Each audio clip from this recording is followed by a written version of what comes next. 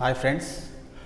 Okay, TSPSC నిర్వహించేటువంటి group 2 కావచ్చు, group 3 కావచ్చు, పేపర్ 3లో మరి పార్ట్ 3 కింద మనకి గ్రూప్ 2 కావచ్చు, గ్రూప్ 3 కావచ్చు, మరి ఎకానమీ పర్పస్లో మరి పేపర్ 3లో భాగంగా థర్డ్ అనేటువంటిది ఉంది. ఏముంది అనేటువంటిది టైటిల్ చూస్తే మరి అభివృద్ధి మరియు మార్పు సమస్యలు. ఫస్ట్ భాగం వచ్చేసి ఇండియన్ ఎకానమీ గురించి ఉంది. మరి సెకండ్ పార్ట్ వచ్చేసి తెలంగాణ ఎకానమీ ఉంది. థర్డ్ పార్ట్ వచ్చేసి డెవలప్మెంట్ మరి ఏ విధంగా జరుగుతుంది, అదేవిధంగా మార్పు కావాల్సినటువంటి అవసరం ఉంది, ఏ విధమైనటువంటి సమస్యలు ఉన్నాయి, వాటి కొరకు మరి ఎటువంటి పథకాలను ప్రవేశపెట్టాల్సినటువంటి అవసరం ఉంది ఇండియాలో అనేటువంటి దాని మీదనే ఎక్కువగా మరి ఉన్నది.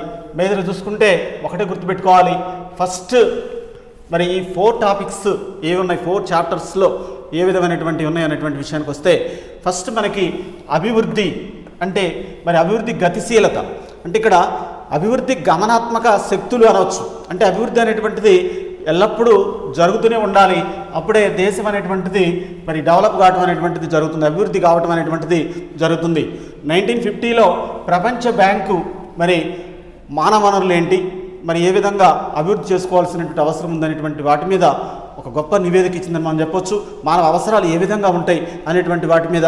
అదేవిధంగా చూసుకున్నట్టయితే 1976లో మరి ILO వాళ్ళు కూడా మరి ముఖ్యంగా మరి ప్రాథమిక అవసరాల వ్యూహం ఏంటి అనేటువంటి దాని మీద ఎక్కువ అధ్యయనం చేయడం అనేటువంటి జరిగింది. అంటే మరి ప్రపంచ బ్యాంకు కావచ్చు, అదేవిధంగా ILO కావచ్చు, ఈ రెండు కూడా అసలు ప్రాథమిక అవసరాలు ఏంటి, మరి ఏ విధమైనటువంటి విషయాల మీద ఎక్కువగా మరి ముఖ్యంగా మానవుడికి ఏ విధమైనటువంటి ప్రాథమిక అవసరాలు అనేటువంటివి ఉన్నాయి అనేటువంటి వాటి మీద అధ్యయనం చేయడం అనేటువంటిది జరిగింది. ఇంకొక విషయాన్ని కూడా మనం చెప్పుకోవచ్చు, ముఖ్యంగా 1976 తర్వాత జరిగినటువంటి పరిణామాలు. అంటే అభివృద్ధి అంటే ఆల్రెడీ వృద్ధి మరి ఆర్థిక వృద్ధి మరియు ఆర్థిక అభివృద్ధి అంటే ఏంటో మనకు ఆల్రెడీ తెలుసు. అయినప్పుడు కూడా ఒకసారి చెప్తున్నాను, ఆర్థిక వృద్ధి అనేది మరి జాతీయ ఆదాయంలో ఉన్నటువంటి పెరుగుదలను మాత్రమే సూచిస్తుంది. ఇక్కడ మేజర్గా ఒకటే గుర్తుపెట్టుకోవాలండి, వృద్ధి అంటే ఆర్థిక వృద్ధి, ఆర్థిక అభివృద్ధి, ఈ రెండింటికి డిఫరెన్స్ కంపల్సరిగా తెలియాల్సినటువంటి అవసరం ఉంది. యాస్పెక్ట్ కంపల్సరిగా వీటిని గమనించాల్సినటువంటి అవసరం ఉంది. ఆర్థిక వృద్ధి అంటే ఏంటి, ఆర్థిక అభివృద్ధి అంటే ఏంటి? ఆర్థిక వృద్ధి అంటే జాతీయ ఆదాయంలో ఉన్నటువంటి పెరుగుదలను మాత్రమే వివరించేటువంటి అంశాన్ని ఆర్థిక వృద్ధి అంటారు. అదేవిధంగా ఆర్థిక అభివృద్ధి అంటే జాతీయ ఆదాయంలో ఉన్నటువంటి పెరుగుదలతో పాటు మరి వ్యవస్థలో ఉన్నటువంటి వ్యవస్థాపూర్వక మార్పులు, సాంకేతికపరమైనటువంటి మార్పులన్నింటినీ కూడా అధ్యయనం చేసేది ఆర్థిక అభివృద్ధి అని మరి చెప్పొచ్చు. అయితే ఈ ఆర్థిక వృద్ధి, ఆర్థిక అభివృద్ధి మరి ఏ విధంగా గతిశీలత కొనసాగుతుంది అనేటువంటి దాని గురించి ఇక్కడ బిట్స్ రావడానికి అవకాశం అనేటువంటిది ఉంటుంది. మరి ఇండియన్ ఎకానమీలో భాగమే ఒక రకంగా ఇది కూడా చెప్పాలంటే. కాకపోతే ఏంటంటే ఇక్కడ టెక్నికల్గా కొన్ని వర్డ్స్ అనేటువంటివి కొద్దిగా ఇబ్బంది కలిగిస్తుంటాయి అభ్యర్థులకి. కాకపోతే ఏంటంటే ఇది కూడా మరి ఇండియన్ ఎకానమీ కిందకే వస్తుంది. కాకపోతే దాన్ని చదువుకునేటువంటి విధానం అనేటువంటిది తెలిస్తే చాలా ఈజీ వేలో అభ్యర్థి మరి ఈజీగా చదువుకోవడం అనేటువంటిది జరుగుతుంది. మరి భారతదేశంలో ఉన్నటువంటి ప్రాంతీయ అసమానతలు ఏ విధంగా ఉన్నాయి అనేటువంటి విషయానికి వచ్చినప్పుడు ఇంకొక విషయాన్ని కూడా మనం ఇక్కడ అధ్యయనం చేయొచ్చు. మరి UNDP వాళ్ళు మానవ వనరుల అభివృద్ధి సూచికని ఏర్పాటు చేసుకోవడం అనేటువంటిది జరిగింది. UNDP మానవ వనరులు ఎక్కువగా అసలు దేని మీద డిపెండ్ అయి ఉంటాయి అనేటువంటి వాటి మీద మానవ అభివృద్ధి నివేదిక సూచిక అనేటువంటిది తయారు చేయడం అనేటువంటిది జరిగింది. పాకిస్తాన్కి సంబంధించినటువంటి ఆర్థికవేత్త అయినటువంటి మహబూబ్ ఉల్ హక్ అనేటువంటి వారు దీన్ని తయారు చేయడం అనేటువంటిది జరిగింది. 1990లో 1990వ సంవత్సరంలో దీన్ని తయారు చేయడం అనేటువంటిది జరిగింది. ఈ సూచిక ఆధారంగా మానవ వనరుల్ని ఈజీగా అంటే మానవ అభివృద్ధి సూచిక ఆధారంగా అసలు మనిషి ఏ విధంగా డెవలప్మెంట్ అవుతుండు, మరి ఒక దేశంలో అభివృద్ధి ఏ విధంగా కొనసాగుతుంది అనేటువంటి దానికి మరి ఇది ఒక మంచి సూచిక అని మనం చెప్పొచ్చు. దీన్ని ఆధారంగా చేసుకొని చాలా వరకు మరి ముఖ్యంగా చూసుకున్నట్టయితే 1995లో ఏం చేశారంటే మరి స్త్రీ పురుషులు మరి వేతనాలు కావచ్చు, స్త్రీ పురుషుల అభివృద్ధి కావచ్చు. అంటే ఇక్కడ విషయం ఏంటంటే వేతనాలు చట్టాలు కావచ్చు, మరి పెరుగుదల కావచ్చు, లేకపోతే ఎలా ఉంది అనేటువంటి వాటిలో పరంగా మరి ఇక్కడ లింగ సంబంధ సూచిక అనేటువంటిది కూడా మరి తయారు చేయడం అనేటువంటిది జరిగింది. ఇక్కడ మీదుగా చూసుకున్నట్టయితే 1995లో మరి లింగ సంబంధ సూచిక అనేటువంటిది ఇక్కడ ఏర్పాటు చేసుకోవడం జరిగింది. 1990లో మరి UNDP వాళ్ళు మానవ అభివృద్ధి సూచికను తయారు చేయడం జరిగింది. దాని ఆధారంగా బేస్ చేసుకొని లింగ సంబంధ సూచికను కూడా తయారు చేయడం అనేటువంటిది జరిగింది. అదేవిధంగా 1997లో పేదరిక సూచిక అనేటువంటి దాన్ని కూడా తయారు చేయడం అనేటువంటిది జరిగింది. అంటే ఇక్కడ డాక్టర్ బి మోరిస్ అనేటువంటి వారు ఎక్కువగా అంటే బహుళ మరి ఏ విధంగా ఉంటుంది, బహుళ మానవ అభివృద్ధి సూచిక ఏ విధంగా ఉన్నటువంటిది అనేటువంటి దాని మీద అధ్యయనం చేసినటువంటి ఆర్థికవేత్త మరి డి మోరిస్ అనేటువంటి వారు ఉన్నారు. మరి ముఖ్యంగా చూసుకున్నట్టయితే ఒకటే గుర్తుపెట్టుకోవాలండి, 1990లో మానవ అభివృద్ధి సూచిక అనేటువంటిది తయారు చేయడం జరిగింది. పాకిస్తాన్ ఆర్థికవేత్త అనేటువంటి మహబూబ్ ఉల్ హక్ అనేటువంటి వారు దాని ఆధారంగా బేస్ చేసుకొని 1995లో లింగ సంబంధ సూచికని మరి తయారు చేయడం అనేటువంటి జరిగింది. అదేవిధంగా 1997లో మరి ముఖ్యంగా చూసుకున్నట్టయితే పేదరిక సూచికను కూడా తయారు చేయడం అనేటువంటి జరిగింది. ఒక దేశం డెవలప్మెంట్ ఎలా ఉంటుంది, ఒక దేశం యొక్క అభివృద్ధి అనేటువంటి దేనిపై ఆధారపడి ఉంటుంది. మరి ముఖ్యంగా చూసుకున్నట్టయితే మానవ వనరులు ఏ విధంగా వినియోగించుకుంటున్నారు, మనిషి వాటిని ఏ విధంగా ఉపయోగించుకుంటూ మరి ముందుకు పోవటం అనేటువంటిది జరుగుతుంది అనేటువంటి వాటి గురించి ఇక్కడ ఈ సూచికల్లో అధ్యయనం చేయడం అనేటువంటి జరుగుతుంది. విద్యకు సంబంధించినటువంటి విషయాలు కావచ్చు, అంటే అక్షరాస్యతకు సంబంధించినటువంటి విషయాలు కావచ్చు, శిశు మరణాల రేటు కావచ్చు, మరి ఆరోగ్యానికి సంబంధించినటువంటి విషయాలు కావచ్చు, అంటే ఆయుష్ రేటు కావచ్చు, అన్నిటినీ కూడా మరి కొలవటం అనేటువంటిది జరుగుతుంది ఈ సూచికల్లో. అదేవిధంగా ఇంకో విషయాన్ని కూడా మనం చెప్పవచ్చు, 1997 మరి పేదరిక సూచిని కనిపెట్టడం అనేటువంటి జరిగిందని చెప్పుకున్నాం. 1997లో మానవ పేదరిక సూచిని కనిపెట్టిన తర్వాతనే మరి ఏ దేశంలో ఎంత పేదరికం ఉందనేటువంటి దాని మీద అధ్యయనాలు చేయడం అనేటువంటిది జరిగింది. ఆ తర్వాత వచ్చినటువంటి మరి కమిటీలే మనకి సురేష్ టెండూల్కర్ కమిటీ అనేటువంటిది కూడా మనకి ఇక్కడ రావడం అనేటువంటిది జరిగింది. ముఖ్యంగా రంగరాజన్ కమిటీ అనేటువంటి దాని మీద మరి అవి కూడా ఇంపార్టెంట్ బిట్స్ కిందకు వస్తుంటాయి ఇక్కడ పేదరిక సూచీలలో. ఇక్కడ ఇంకొక విషయాన్ని కూడా మనం గమనించవచ్చు, మరి భారతదేశంలో ప్రాంతీయ అసమానతలు అనేటువంటిది మరి ఎక్కువగా మరి వేధిస్తున్నటువంటి ఇబ్బందిగా మనం చెప్పడానికి అవకాశం అనేటువంటిది ఉంటుంది. ప్రాంతీయ అసమానతలు అన్నప్పుడు ఒకటే గుర్తుపెట్టుకోవాలండి, జనాభా అనేటువంటిది ఎక్కడైతే ఎక్కువ ఉంటుందో అక్కడ కొద్దిగా అంటే ప్రాబ్లమ్స్ వచ్చేటువంటి అవకాశం. ఫర్ ఎగ్జాంపుల్ ఉత్తరప్రదేశ్ జనాభా ఎక్కువ, 2011 మరి సెన్సెస్ ప్రకారం జనాభా లెక్కల ప్రకారం ఉత్తరప్రదేశ్లో జనాభా ఎక్కువగా ఉంది. మరి అదేవిధంగా ఇక్కడ ప్రాంతీయ అసమానతలు అనేటువంటి ఎక్కువగా ఉన్నట్టుగా మనకి రుజువు చేయడం అనేటువంటి జరిగింది ఆ సెన్సెస్ ప్రకారమే. అంటే ఇక్కడ ఒక చోట జనాభా ఎక్కువగా ఉంది, ఒక చోట జనాభా తక్కువగా ఉంది. ఫర్ ఎగ్జాంపుల్ రాజస్థాన్ అనేటువంటిది మరి విస్తీర్ణంలో అతిపెద్ద రాష్ట్రం. మరి ఇక్కడ ప్రాంతీయ అసమానతలు అనేటువంటి విషయానికి వస్తే జనాభా పరంగా కావచ్చు, విస్తీర్ణ పరంగా కావచ్చు, తలసరి ఆదాయం పరంగా కావచ్చు, జాతీయ ఆదాయం పరంగా కావచ్చు, వృద్ధి పరంగా కావచ్చు, ఆర్థిక వృద్ధి పరంగా కావచ్చు, ఆర్థిక అభివృద్ధి పరంగా కావచ్చు, రకరకాలైనటువంటి విషయాల్ని ఇక్కడ అధ్యయనం చేయడం అనేటువంటి జరుగుతుంది. అంటే ఎక్కువగా లింగ సంబంధ విషయాల్లో కావచ్చు, మరి అదేవిధంగా మరి పేదరిక విషయాల్లో కావచ్చు, చాలా వరకు మరి ఇక్కడ లెక్కలు తీసుకోవడం అనేటువంటిది జరుగుతుంది. ప్రాంతీయ అసమానతలు అన్నప్పుడు ఏం లేదండి, చాలా ఈజీగా అర్థం చేసుకోవాల్సింది ఏంటంటే ఏ ప్రాంతానికైనా కానీ కొన్ని వనరులు ఉంటాయి, ఆ ప్రాంతంలో ఉన్నటువంటి వనరులు వాళ్ళు ఉపయోగించుకుంటున్నారా లేదా, అదేవిధంగా ఎక్కువ జనాభా ఉంది, జనాభా ఎక్కువగా ఉండటం వల్ల కూడా నష్టం జరిగేటువంటి అవకాశం ఉంది. కాబట్టి జనాభాను తగ్గించుకోవాల్సినటువంటి అవసరాలు ఉన్నాయి. మరి ఏ ప్రాంతంలో అయితే తక్కువ జనాభా ఉంటుందో మరి ఆ ప్రాంతం డెవలప్ అయినట్టుగా ఆధారాలు ఉన్నాయి. కాబట్టి ఇది ఆర్థిక శాస్త్ర పరంగా అంటే కొన్ని దేశాలు వరల్డ్ వైడ్ కొన్ని దేశాలు అలా లేవు, కానీ ఇక్కడ మన దేశం పరిస్థితి చూసుకున్నట్టయితే మరి ఆ పరిస్థితులు కనపడుతున్నాయి. కాబట్టి ప్రాంతీయ అసమానతలు అనేటువంటివి ఎక్కువగా జనాభాని బేస్ చేసుకొని మరి చదవాల్సినటువంటి అవసరం ఉంటుంది యాస్పిరెంట్ కంపల్సరీగా. అదేవిధంగా సామాజిక అసమానతలు అంటే చాలా ఈజీ వే అండి తెలుసుకోవడం. అంటే సమాజంలో ఉన్నటువంటి అసమానతలు, ఇది సోషియాలజీ సంబంధించినటువంటి విషయం వాస్తవం చెప్పాలంటే.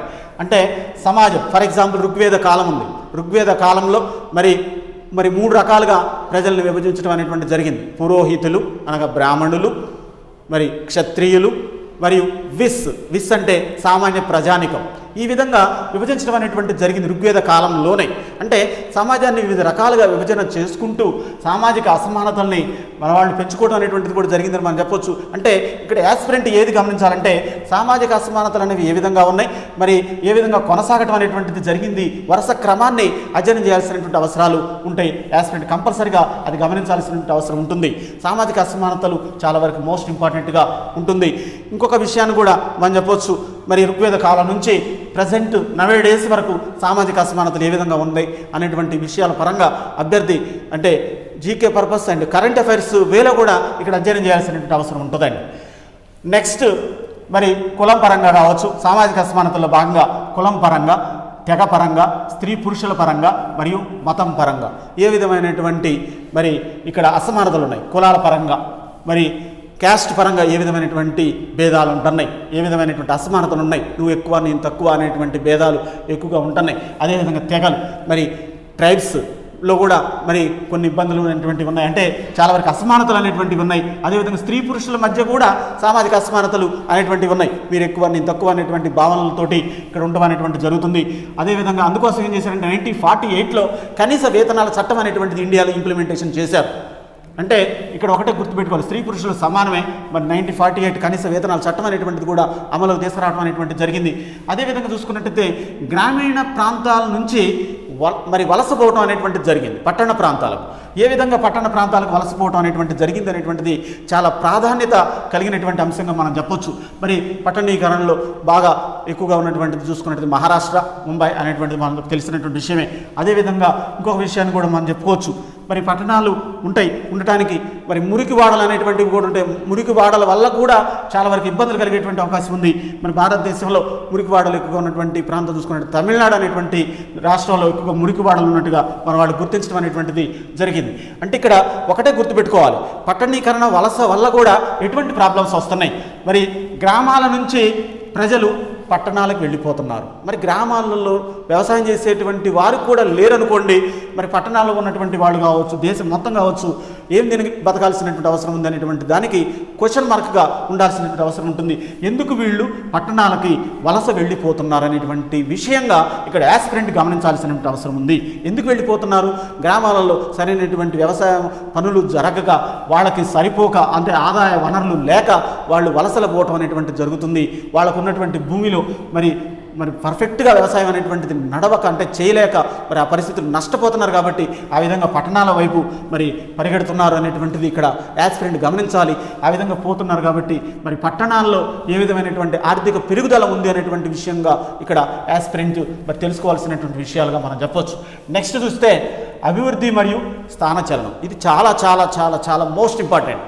ఎందుకంటే తెలంగాణ రాష్ట్రం ఏర్పడిన తరువాత 2014 జూన్ 2న మన తెలంగాణ రాష్ట్రం ఏర్పడిన తరువాత మరి తెలంగాణ రాష్ట్రం కూడా భూసేకరణ విధానానికి కొన్ని జీవోలు కూడా మరి విడుదల చేయడం అనేటువంటి జరిగింది. 123 కావచ్చు, అదేవిధంగా చూసుకున్నట్టయితే 214 అనేటువంటి ఇక్కడ జీవోస్ ఉన్నాయి. మరి ఇక్కడ మేజర్గా చూసుకుంటే తెలంగాణ రాష్ట్రాన్ని మనం చూసుకున్నట్టయితే 123, 214 అనేటువంటి జీవోల మీద బిట్స్ వస్తున్నాయి. మరి తెలంగాణ రాష్ట్రం విడుదల చేసినటువంటి జీవో దీనికి సంబంధించినటువంటిది అనేటువంటిది కూడా బిట్స్ వస్తున్నాయి. కాబట్టి ఇక్కడ ఒకటే గుర్తుపెట్టుకోవాలి, అసలు భూసేకరణ విధానం అనేటువంటిది ఎప్పుడు మొదలు పెట్టారు అనేటువంటిది కూడా చాలా ఇంపార్టెంట్ అండి. అంటే ఏదైనా ఒక ప్రాజెక్టు కట్టాలి, ఏదైనా రహదారులు నిర్మించాలి అన్నప్పుడు రైతుల దగ్గర నుంచి భూమిని మరి ప్రభుత్వం సేకరిస్తూ ఉంటుంది. అది తెలుసుకోవాల్సినటువంటి అవసరం ఉంది యాస్పిరెంట్. ఎందుకంటే వ్యవసాయం చేసేటప్పుడు మరి రైతుకు మరి భూమే మరి చాలా వరకు ఆధారంగా ఉంటుంది. కాబట్టి ఆ రైతు దాన్ని ఇవ్వడానికి ఇష్టపడడు. కానీ దానికి తగ్గట్టుగా అంటే గ్రామీణ ప్రాంతాల్లో 2 రెట్లు ఎక్కువగా ఇవ్వటం అనేటువంటిది జరుగుతుంది. అదేవిధంగా పట్టణ ప్రాంతాల్లో 1 రెట్టు అనేటువంటిది అంటే రెట్టింపుగా, అంటే ఫర్ ఎగ్జాంపుల్ 5 లక్షలు ఉందనుకోండి 10 లక్షలు ఇవ్వటం అనేటువంటి జరుగుతుంది పట్టణాల్లో. అదేవిధంగా గ్రామాల్లో 2 లక్షలు ఉందనుకోండి దాన్ని మరి 8 లక్షలు కంటే చాలా వరకు అక్కడ 2-4 అనేటువంటిది ఇంకొక రెట్టింపుగా అంటే అనేటువంటిది ఉంటుంది. కాబట్టి ఇక్కడ ఒకటే గుర్తుపెట్టుకోవాలి, భూసేకరణ విధానం అనేటువంటిది మన వాళ్ళు ప్రవేశపెట్టింది కాదు, బ్రిటిష్ వాళ్ళే ప్రవేశపెట్టారు. 1824లోనే మరి ఒక శాసనం అనేటువంటిది చేయటం అనేటువంటిది జరిగింది. ఇది చాలా మోస్ట్ ఇంపార్టెంట్. ఒక శాసనం అనేటువంటిది బ్రిటిష్ వాళ్ళు చేశారు 1824లో. మరి 1824లో చేసినటువంటి మరి శాసనం ఆధారంగానే భూసేకరణ విధానం అనేటువంటిది బయట రావడం అనేటువంటిది జరిగింది భారతదేశంలో. మోస్ట్ ఇంపార్టెంట్ బిట్ అండి, భారతదేశంలో భూసేకరణ విధానానికి సంబంధించి శాసనం చేసినటువంటి సంవత్సరం ఏది అనేటువంటి బిట్ వస్తుంది. 1824లోనే మొదలైంది ప్రాసెస్ అనేది. అదేవిధంగా మరి ఇంకొక విషయాన్ని కూడా మనం గమనించవచ్చు, 1894లో కూడా మరి సమగ్ర భూసేకరణ చట్టాన్ని బ్రిటిష్ వాళ్ళు చేయటం అనేటువంటిది జరిగింది. సమగ్ర భూసేకరణ చట్టం అనేటువంటిది 1894లో చేయటం అనేటువంటిది జరిగింది. మరి అంత బాగానే ఉంది, వాళ్ళు మరి సేకరించుకుంటారు, అంత బాగానే ఉంది. మొత్తం మీద చాలా వరకు ఇక్కడ నష్టపోతుంటారు. మరి వాళ్ళకు కూడా ఏం చేయాలి, ఆ ప్రజలకు ఏం చేయాలి, పునరావాసం కల్పించాలి. మరి వాళ్ళకు తగినటువంటి విధంగా దాన్ని రీకన్స్ట్రక్షన్ అనేటువంటిది కూడా వాళ్ళకి ఏర్పాటు చేయాల్సినటువంటి అవసరాలు ఉంటాయి. ఇక్కడ ఒకటే గుర్తుపెట్టుకోవాలి, మరి ముఖ్యంగా ఏమేం చేయాలనేటువంటి విషయానికి వస్తే అసలు భూసేకరణ చట్టం అనేటువంటిది ఎప్పుడు చేశారు ఇండియాలో అంటే 2013లో చేయటం అనేటువంటిది జరిగింది. 2013వ సంవత్సరంలో భూసేకరణ చట్టం అనేటువంటిది మరి పార్లమెంట్లో ప్రవేశపెట్టడం అనేటువంటిది జరిగింది. దీని అమలు అనేటువంటిది 2014 జనవరి 1 నుంచి జరిగింది. Most important bit. Group 2 and group 3 also and group 1 also. Okay, most important అండి. 2014 జనవరి 1న మరి ఇది అమలులోకి రావటం అనేటువంటిది జరిగింది. మరి మనకి కూడా 2014 జూన్ 2న మనకి తెలంగాణ రాష్ట్రం ఏర్పడింది. కాబట్టి మరి ఎవరెవరికి మినహాయింపులు ఇవ్వాలి? ఫర్ ఎగ్జాంపుల్ ఇప్పుడు సాగునీటి భూమి ఉంది, బాగా పంటలు పండేటువంటి భూమి ఉంది, మరి సాగునీటి వస్తువు ఉన్నటువంటి భూమి ఉంది, దాన్ని ఎట్టి పరిస్థితుల్లో గవర్నమెంట్ తీసుకోవటానికి రూల్స్ లేవు. ఎందుకంటే దానికి మినహాయింపు ఇవ్వడం అనేటువంటి జరిగింది ఈ చట్టంలో. అంటే సాగునీటి వస్తువు ఉన్నటువంటి భూమిని తీసుకోరు. అదేవిధంగా కొన్ని మినహాయింపులు ఇవ్వటం అనేటువంటిది ఈ చట్టంలో కూడా చేయటం అనేటువంటిది జరిగింది. ఈ చట్టాన్ని ఆధారం చేసుకొని మరి భూసేకరణ విధానం అనేటువంటిది ప్రజెంట్ ఇండియాలో మరియు మన తెలంగాణలో కూడా ఇంప్లిమెంటేషన్ చేసుకోవటం అనేటువంటిది జరుగుతుందండి. ఇక్కడ అదేవిధంగా ఇంకో విషయాన్ని కూడా గమనించాల్సినటువంటి అవసరం, పునరావాసం పునరుద్ధరణ. ఇప్పుడు ఫర్ ఎగ్జాంపుల్ నర్మదా బచావో ఆందోళన, మేధా ఫట్కర్ మరి దీనికి అధ్యక్షురాలుగా ఉన్నారు. మరి మేధా ఫట్కర్ మరి ఆధ్వర్యంలో మరి నర్మదా బచావో ఆందోళన అంటే నర్మదా నదీ తీర ప్రాంతంలో ఉన్నటువంటి ప్రజల్ని సంరక్షించడం, అంటే మరి ఎవరైతే వాళ్ళు నివాసం అనేటువంటిది కోల్పోయారో మరి వాళ్ళకి స్పెషల్గా అంటే ప్రత్యేకంగా వాళ్ళకి ఒక పునరావాసం అనేటువంటిది కల్పించాల్సినటువంటి అవసరం ఉంది, మరి పునరుద్ధరించాల్సినటువంటి అవసరం ఉంది. కాబట్టి కొన్ని ఆందోళనలు కూడా ఇండియాలో జరిగినాయని మనం చెప్పొచ్చు. అంటే ఇక్కడ ఒకటే గుర్తుపెట్టుకోవాలి, ముఖ్యంగా పునరావాసం పునరుద్ధరణ అనేటువంటిది కంపల్సరీ జరగాల్సినటువంటి అవసరం ఉంది. వాళ్ళ భూమిని మరి గవర్నమెంట్ స్వాధీనం చేసుకుంటుంది కాబట్టి వాళ్ళకంటూ ఒక రక్షణ అనేటువంటిది ఏర్పాటు చేయాల్సినటువంటి అవసరం అనేది ఉంటుందండి. నెక్స్ట్ చూస్తే ఆర్థిక సంస్కరణలు, వృద్ధి, పేదరికం మరియు అసమానతలు, సామాజిక అభివృద్ధి, విద్య, ఆరోగ్యం, సామాజిక పరివర్తన, సామాజిక భద్రత. ఇక్కడ ఒకటే గుర్తుపెట్టుకోవాల్సినటువంటి అవసరం ఉంది. ఇక్కడ వేరుగా చూసుకున్నట్టయితే ఆర్థిక సంస్కరణలు, వృద్ధి అన్నప్పుడు మరి వ్యవసాయ రంగ పరంగా కావచ్చు, పారిశ్రామిక రంగ పరంగా కావచ్చు, సేవా రంగ పరంగా కావచ్చు, ఏ విధంగా ఉంది ఇండియాలో పరిస్థితి అనేటువంటిది ఇక్కడ అభ్యర్థి గుర్తించాల్సినటువంటి అవసరం ఉంది. ఎక్కువగా వ్యవసాయ రంగం వాస్తవం చెప్పాలంటే మొత్తం మరి ఇది అవ్యవస్థీకృత రంగం కాబట్టి వాస్తవం చెప్పాలంటే ఇది గవర్నమెంట్కి సంబంధించినటువంటిది కాదు కాబట్టి ఇదంతా కూడా ప్రైవేట్ పరమే ఎక్కువగా ఉంటుంది వాటా అనేటువంటిది కూడా. అయితే ఇక్కడ ఒకటే గుర్తుపెట్టుకోవాల్సినటువంటి అవసరం ఉంది. మరి దీనికి సంబంధించినటువంటి విషయాలు ఎక్కువగా వ్యవసాయ రంగానికి సంబంధించినటువంటి వృద్ధి మొత్తం కూడా ప్రైవేట్ పరమే ఎక్కువగా ఉందని మనం చెప్పొచ్చు. నెక్స్ట్ పారిశ్రామిక రంగాన్ని విషయానికి వస్తే 1948 పారిశ్రామిక విధాన తీర్మానం ఒకటే చెప్పింది, మిశ్రమ ఆర్థిక వ్యవస్థను మరి కంపల్సరీగా ఇంప్లిమెంటేషన్ చేసుకోవాల్సినటువంటి అవసరం ఉందని చెప్పడం జరిగింది. అదేవిధంగా చూసుకున్నట్టయితే 1950లో కూడా మరి కొన్ని చట్టాలు చేసుకోవడం అనేటువంటిది జరిగింది. అదేవిధంగా 1969లో మరి MRTP అనేటువంటి దాన్ని కూడా తీసుకోవడం జరిగింది. ఇక్కడ మరి ఇవన్నీ కూడా చాలా ఇంపార్టెంట్. 1973లో మరి ఇక్కడ ఫెరా అనేటువంటిది కూడా రావడం జరిగింది. FERA, foreign exchange regulation act అనేటువంటిది కూడా ఇంప్లిమెంటేషన్ చేయడం అనేటువంటిది జరిగింది 1973లో భాగంగా. అదేవిధంగా ఇంకొక విషయం ఏంటంటే ఈ ఫెరానే 1991లో మరి ఫెమాగా చెప్పడం అనేటువంటిది జరిగింది. ఒకటే గుర్తుపెట్టుకోవాలి, యాస్పిరెంట్ ఏ పేరుని ఏ విధంగా మార్చారు, మరి దానికి ఏమన్నా మార్చినప్పుడు ఇంకేమన్నా దానికి ఏమన్నా మరి కలిపారా, అంశాలను ఏమన్నా కలిపారా అనేటువంటి విషయాల్ని ఇక్కడ యాస్పిరెంట్ గమనించాలి. అదేవిధంగా ఇయర్ కంపల్సరీగా గుర్తుపెట్టుకోవాల్సినటువంటి అవసరం ఉంది. మరి ఇంకొక విషయాన్ని కూడా మనం గుర్తుపెట్టుకోవాలి, మరి పెట్టుబడులు మనం పెంచుకుంటే దేశం బాగుపడటానికి అవకాశం అనేటువంటిది ఉంటుంది. డిస్ఇన్వెస్ట్మెంట్, పెట్టుబడుల ఉపసంహరణ కూడా కొన్ని సందర్భాలు చేయాల్సినటువంటి అవసరాలు ఉంటాయి. దీని మీద రంగరాజన్ కమిటీ కావచ్చు, జీవి రామకృష్ణ కమిటీ కావచ్చు, తర్వాత వచ్చినటువంటి మూలధన సంచయనంపై వచ్చినటువంటి తారాపూర్ కమిటీ కావచ్చు, చాలా విషయాల్ని మరి అధ్యయనం చేయటం అనేటువంటిది జరిగింది. ఇక తర్వాత 2008 జనవరి 1 నుంచి వ్యాట్ అనేటువంటిది కూడా అమల్లోకి వచ్చింది. వాల్యూ యాడెడ్ ట్యాక్స్ అనేటువంటిది కూడా ఇంప్లిమెంట్ చేయడం అనేటువంటిది జరిగింది. ఇక తర్వాత వచ్చినటువంటి పరిణామాలు చూసుకుంటే జిఎస్టీ కూడా ఇండియాలోకి మరి అమలు చేయడం అనేటువంటిది జరిగింది. అదేవిధంగా ఇక్కడ చూసుకున్నట్టయితే పేదరికం అనేటువంటిది నిరపేక్ష పేదరికం మరి సాపేక్ష పేదరికం గురించి మనకు తెలిసినటువంటి విషయాలే. వీటిలో కూడా ఏ విధమైనటువంటి అసమానతలు ఉన్నాయి అనేటువంటిది కూడా ఇక్కడ కనిపెట్టాల్సినటువంటి అవసరం ఉంది అభ్యర్థి. మరి టెండూల్కర్ కమిటీ ఏ విధమైనటువంటి నివేదిక ఇచ్చింది, 29% కంటే ఎక్కువగానే ఉంది ఇక్కడ పేదరికం అనేటువంటి చెప్పడం జరిగింది. మేజర్గా ఒకటే గుర్తుపెట్టుకోవాలి, గ్రామీణ ప్రాంతాల్లో పేదరికం ఎక్కువగా ఉంది, పట్టణ ప్రాంతాల్లో పేదరికం కొంచెం తక్కువగా ఉంది అనేటువంటిది చెప్పడం అనేటువంటి జరిగింది టెండూల్కర్ కమిటీ. అదేవిధంగా సామాజిక అభివృద్ధి అనేటువంటి విషయానికి వస్తే విద్య ఆరోగ్యం మోస్ట్ ఇంపార్టెంట్ అండి. జిఎస్డిపిలో విద్యకు 3% ఇచ్చారు, అదేవిధంగా ఆరోగ్యానికి 1% ఇవ్వటం అనేటువంటిది జరిగింది. మరి జిఎస్డిపిలో గ్రాస్ మరి స్టేట్ మరి అదేవిధంగా డొమెస్టిక్ ప్రొడక్ట్ దీంట్లో ఒకటే గుర్తుపెట్టుకోవాలి, జీడిపిలో మేజర్గా ఒకటే గుర్తుపెట్టుకోవాలి, గ్రాస్ డొమెస్టిక్ ప్రొడక్ట్లో భాగంగా విద్యకి ఎంత ఇచ్చారనేటువంటి బిట్ రావడానికి అవకాశం ఉంటుంది. మరి 3%, అదేవిధంగా ఆరోగ్యానికి మరి 1% ఇవ్వటం అనేటువంటిది జరిగింది. మరి దీంట్లో భాగంగా సామాజిక అభివృద్ధిలో విద్య కూడా ఉంది కాబట్టి మరి ముఖ్యంగా విద్యారంగ సంస్కరణలు అనేటువంటివి కూడా చాలా ఇంపార్టెంట్. 1964 నుంచి 66 వరకు ఉన్నటువంటి కొఠారి విద్యా కమిషన్ కావచ్చు, 1991లో ఉన్నటువంటి రామకృష్ణ కమిషన్ కావచ్చు, అదేవిధంగా 1968 ఎడ్యుకేషన్ పాలసీ కావచ్చు, అదేవిధంగా 1986 మరి నేషనల్ ఎడ్యుకేషన్ పాలసీ కావచ్చు, అదేవిధంగా రకరకాలైనటువంటి ఎడ్యుకేషన్ పాలసీస్ వచ్చినాయి. మరి ముఖ్యంగా చెప్పుకోవాలంటే 12వ పంచవర్ష ప్రణాళికలో వచ్చినటువంటి రూసా అనేటువంటిది కూడా రావడం అనేటువంటిది జరిగింది. అంటే కళాశాల స్థాయిలో ఎటువంటి నిధులు సమకూర్చాల్సినటువంటి అవసరం ఉంది, వాళ్ళకి ప్రత్యేక రక్షణలు ఏ విధంగా ఉండాల్సినటువంటి అవసరం ఉంది, సెకండరీ ఎడ్యుకేషన్పై 85% ఇవ్వాల్సినటువంటి అవసరం ఉంది, హైయర్ ఎడ్యుకేషన్కి 15% ఇవ్వాల్సినటువంటి అవసరం ఉంది అనేటువంటి వాటి మీద బిట్స్ రావడం అనేటువంటిది ఎక్కువగా జరిగేటువంటి అవకాశం ఉంది. ఆరోగ్యపరంగా చూసుకున్నట్టయితే నేషనల్ హెల్త్ కమిషన్ అనేటువంటిది కూడా ఏర్పాటు చేయడం అనేటువంటిది జరిగింది 2005లో. ఇక్కడ చాలా వరకు మోస్ట్ ఇంపార్టెంట్ ఏరియా ఇదంతా కూడా. ఎడ్యుకేషన్కి ఎటువంటి ఇంపార్టెన్స్ ఇచ్చారు, హెల్త్ పరంగా ఎటువంటి మరి ఇంపార్టెన్స్ ఇచ్చారు, అంటే ఎటువంటి సంస్కరణలు చేయడం అనేటువంటి జరిగింది, ఎందుకు మరి వెనకబడిపోతుంది ఇండియా అనేటువంటిది యాస్పిరెంట్ గమనించాల్సిన అవసరం ఉంటుంది. ఇక్కడ అదేవిధంగా సామాజిక పరివర్తన అనేటువంటిది ఒకటి ఉంటుంది.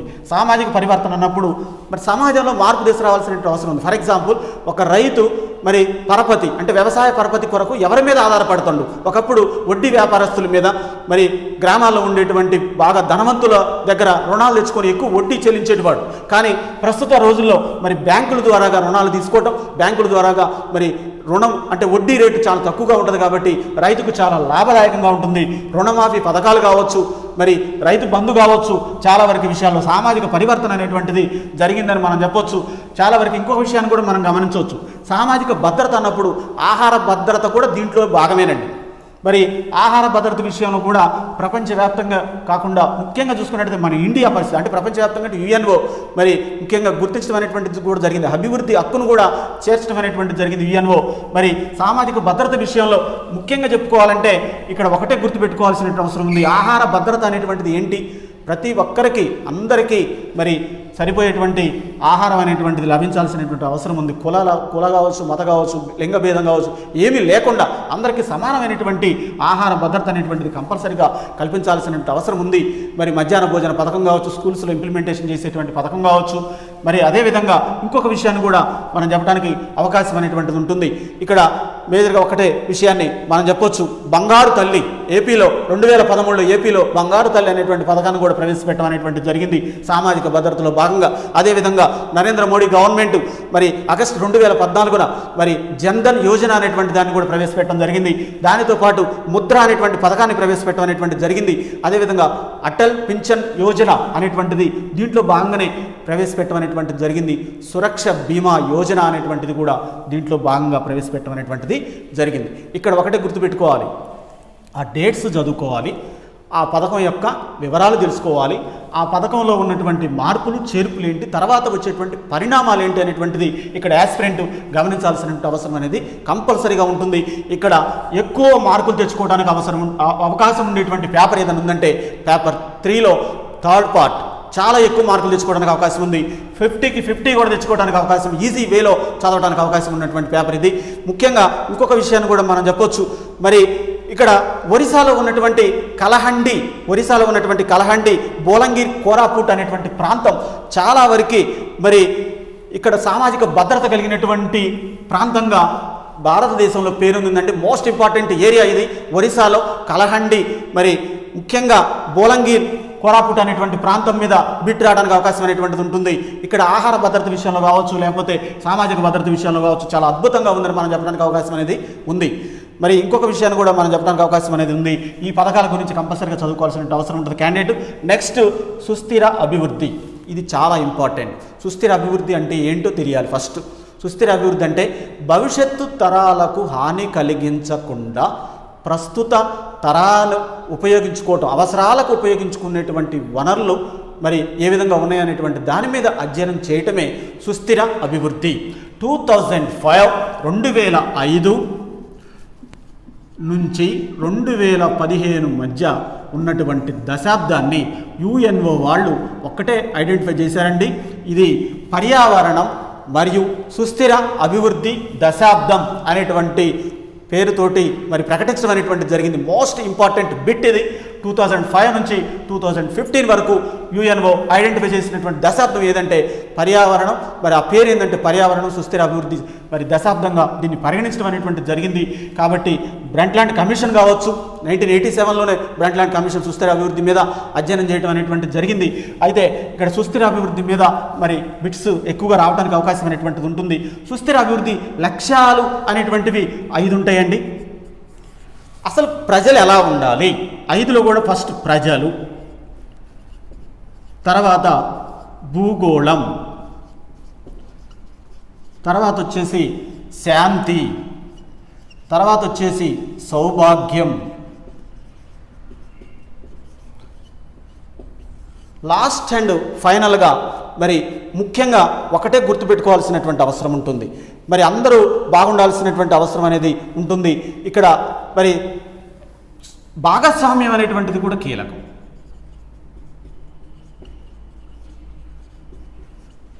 ఒక అభ్యర్థి కంపల్సరిగా వీటిని అధ్యయనం చేసినప్పుడే వాటి గురించి తెలియడానికి అవకాశం అనేటువంటిది ఉంటుంది.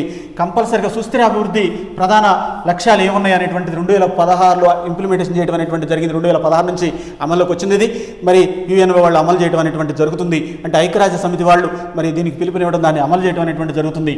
సుస్థిర అభివృద్ధి యొక్క ప్రధానమైనటువంటి 5 లక్ష్యాలు ఏంటి అనేటువంటి మరి వస్తే 5 లక్ష్యాలు కానిదేది లేనిదేది అనేటువంటి క్వశ్చన్స్ వచ్చినప్పుడు ప్రజలు, భూగోళం, శాంతి, సౌభాగ్యం, భాగస్వామ్యం అనేటువంటిది కంపల్సరీగా బిట్ రావడానికి అవకాశం అనేటువంటిది ఉంటుంది.